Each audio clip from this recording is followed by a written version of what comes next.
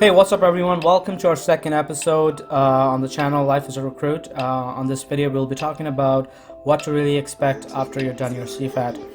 And of course, once on the day when you're done with your CFAT, the testing center or the recruiting center will sit down with you on that same day. They'll talk to you about your performance on the test. They will kind of like talk to you about whether you're really going to be doing really well based on the occupation that you have chosen, based on the scores, and stuff like that. So they will basically talk in detail about again, if you haven't chosen any occupation, they will sit down and talk to you based on your scores. These are the list of occupations that you would be really suited for, and so on. So that's kind of like one of the first stage to really kind of like understand what happens after you're done with your test. And of course, and after that, you kind of like go into stage 2, where the recruiting center will keep you in the loop that hey, your next stage is the medical interview. So now most of you guys out there will be like, what is a medical interview? It is really nothing to rocket science. It's just basically they just want to make sure that the occupations that you're going into, whether there are any kind of medical limitations that will stand on your way. So again, you really don't have to worry about anything. Make sure you know all your past medical history of any kind of incident, so that in case if there's anything that they ask you related to that, you are able to provide most information and make the stages or the process go much faster. And again, it's if you have any specific questions to that, do talk to your recruiting center, or your recruiting center will talk to you prior to your medical interview, what kind of things that they will be doing to ensure that you're ready for the medical interview on that day. So after you're done with the medical interview, your next stage is your job interview. And just like me, I was kind of like really scratching my head. I was kind of like really nervous, just wondering what they're gonna ask and what's it gonna be like.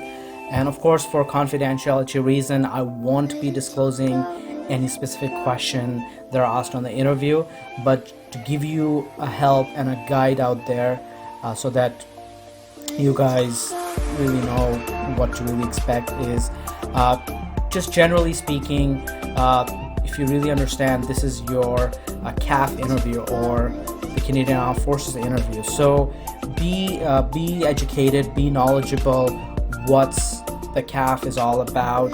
No, I'm not talking about you need to really know a lot, but just a general idea. And all this information about the CAF and what each element does, they're all on the Forces website. I will give a description down on this video so you guys can read and educate yourself and understand and be prepared for that interview. And so yeah, going back, just make sure you guys have general knowledge and idea about the Canadian Armed Forces in general. Know what each element is, how each element is different from the others, and what each element does, and know specifically about your element, whether you're going into Navy, Air Force, or military. Know a little bit understanding, or know a little bit of information regarding your specific element. And lastly, make sure you know the in and out the occupation that you are going into. So let's say, for example, you're going into the Navy, and you have chosen your occupation as naval communicator. So make sure you really know what is the job description of naval communicator, what they do, what kind of training they go through in terms of occupational training. And again, guys, I'll give the description on the video here, or the description in the below, to give you guys an idea where you can read all this information and familiar yourself for the interview. The Forces website is an excellent source of information, and the more you read, the more you will be prepared for the interview. And I forgot to mention, The last thing that you really have to really familiarize and educate yourself before the interview is the BMQ. So really know what the BMQ is. It's basic military qualification training. I know that it's for it lasts for 10 weeks and you're getting prepared so you can join your element. So just know the in and out of the BMQ and what kind of things to expect on the BMQ.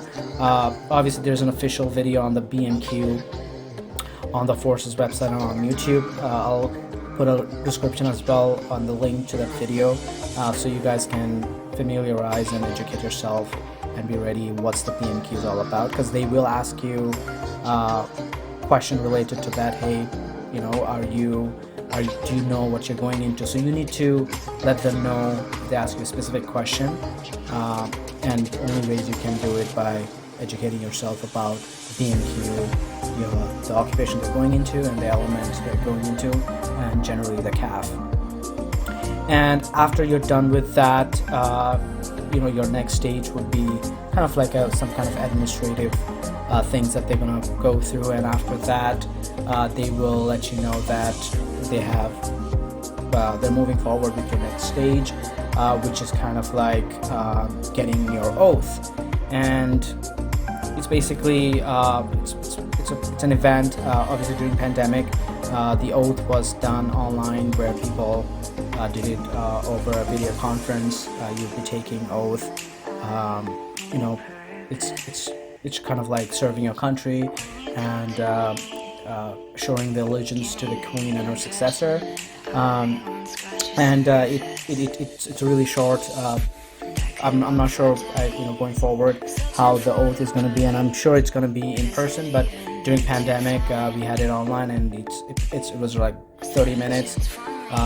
Once you're done with your oath, the next stage is basically the recruiting center arranging travel or doing travel arrangements to get you to the BMQ training school, and they will be in touch with you going forward that hey, these are the days or this is the day and these are the timing that we will be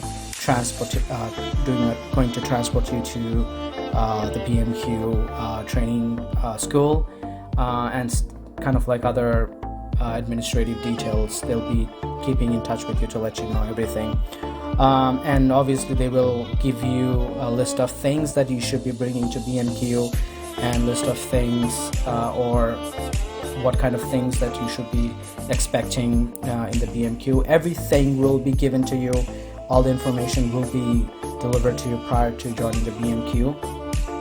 I will be doing a third video about, again, to give you guys a general idea what kind of things that you guys should be doing before joining the BMQ, so you guys pass it with flying colors. I will be giving a few tips on things that you should be adhering on a regular basis, so your body and your mind and you as a person is not having a kind of like a shock of your life. Oh my god, this is not what I expected. It's really hard for me. So just to give you a little bit of an idea and to better prepare you guys before getting into the BMQ, I will be making a video on the next episode.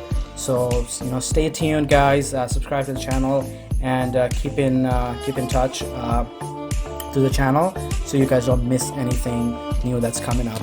All right, guys. See you on the next episode. Take care.